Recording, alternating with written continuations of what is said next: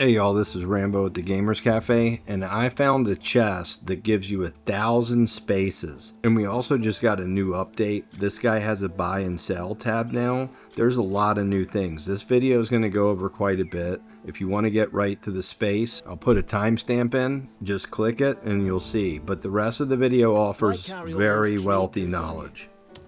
So this video is going to be about gardening and food a little bit. But it also is going to show you the location where you can get the Griddle, Cauldron, and the 1,000 space chest. Unbelievable, dude. Crazy part is I found it on accident. And the thing I'm going to show you on gardening is how to summon water for your gardening. Now, you do have to be, I think, chapter 4 for the gardening part. For the other stuff, you just need to have your house open. At least that's what I think. This NPC at the table here, his name is Camus. And this is the guy that you have to get for the garden. He's the one that you actually gain the garden from. So you have to follow that quest line in order to have the garden in the first place. After you garden all this stuff, after you pick it all, you actually do have to break down the trees or chop them with the logging axe or a weapon. I prefer the logging axe, so that you can start replanting. And you can buy everything from this dude. You can buy seeds. He starts out with just apple seeds, but if you do things right, he will end up selling you a lot more than just apple seed. This is why it's important to gift merchants up to 100 and then be able to get contracts from them so that you can expand their merchandise to your camp. The sons, don't forget to tend to your plants every day. Some of these fruits, you gotta jump in the tree to actually pick them. A lot of fruits or vegetables are gonna have different instructions. Like some need to be watered a lot, some need fertilizer. I would just read the description in them. So here's the cool part I wanted to show you. So you clear out your garden, or if you haven't done one yet, clear it out, start with a fresh one, whatever it is. Then after we're done, we're going to go to this guy, buy some seeds from him, or use any seeds you've accumulated from exploring and throughout the map. You're going to find all kinds of stuff everywhere.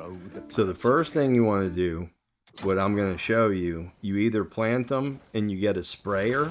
You got to get a sprayer, a fertilizing machine. You can do all that. But what I found for watering is this. So as I was playing through the game, I picked up these two necklaces. The Radiant Necklace, which stops rain. And then I picked up this one right here that starts rain. The Rainstorm Necklace. You definitely want to use this. I equip it, make sure it's equipped, then you activate it. And it takes a while, but it's going to start raining. So now I don't have to spray water on all my plants. I just use this necklace. So you want to get in the habit of like exploring the map, doing some quests, come back, pick your stuff. Then it gives time for the necklace to reset, come back, pick everything, and then do it all over again. I think it's genius. And like I said, it takes a while, but you will notice it starts getting cloudy. And then it starts raining. And before you know it, it is pouring. So you just let that go for a while. Let it water the heck out of your plants. You can turn it off with the necklace that I showed you if you have it. Or just give it time and it will shut off by itself. I just let it run its course. And then you'll be picking your harvest in no time. So you'll have fruits and vegetables more than you know what to do with. Alright, so now we're going to go over to food. So if you got your house, there's this spot out in front of it that always has stuff that's going to help you with your cooking. Water, salt, cooking oil. It's got a little box here also where you can grab some stuff from it. Now, do keep in mind my game is a little advanced. Like I have a well at my camp. I just got that, by the way. But before that, I would go to other towns that had wells, which you want to make a mental note of. And definitely go to those to grab your water, which I'll show you here in a minute. Now, my house has a cauldron, a cooking griddle, and now a cuckoo fridge or cuckoo cooler. The Griddle and the Cauldron, I'm going to show you exactly where you can get those items. You want to get those, you want to put them in your house. It's going to make your game a lot smoother. Alright, there was that chest. It always has some good stuff in it. But see, it's right here, right in front of the house. So you just got to jump up there and grab it. There is a Nexus here at our home. I do have a video for how to unlock this. It's right here. You definitely want to do that. It just makes it easier. Like if you just got to run your house to make a potion or something real quick or make some more food, you can see I even just built this bridge. So until that bridge and stuff and this well, it was pretty painful. So with the well, it's pretty cool actually. What you want to do, you don't want to like lower it all the way in and then all the way out. You can like literally just make it go right under the water, put it up an inch and grab the water out of it. It makes it so much easier. You're going to get 20, 30 waters in a matter of like 20 seconds. Now here's another part of the game that the update just recently changed, and that's your home stuff. Like you want to be careful because they actually switched it where the old mechanic would make you retrieve all your items. So you want to be careful so you don't have to redo your entire house. But now you simply press square and then it allows you to pull out all the items. You definitely want to, I always drop all the home items in the home. So that way I don't have to worry about having my inventory full. I just simply place it where I want it. Here's the cuckoo cooler.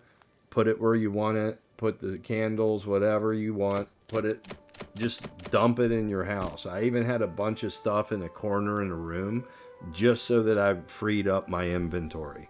I'm about to show you where we are going to get the chest, which is awesome. It's going to open up a ton of spaces in your inventory.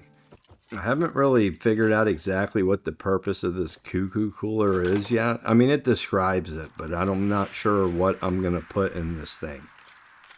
It's kind of cool. This is actually how you want it set up. You want your cauldron, your cooking griddle, and the cooler that I now have. I'm going to have it all in the same spot so I can work. Everything's close to me.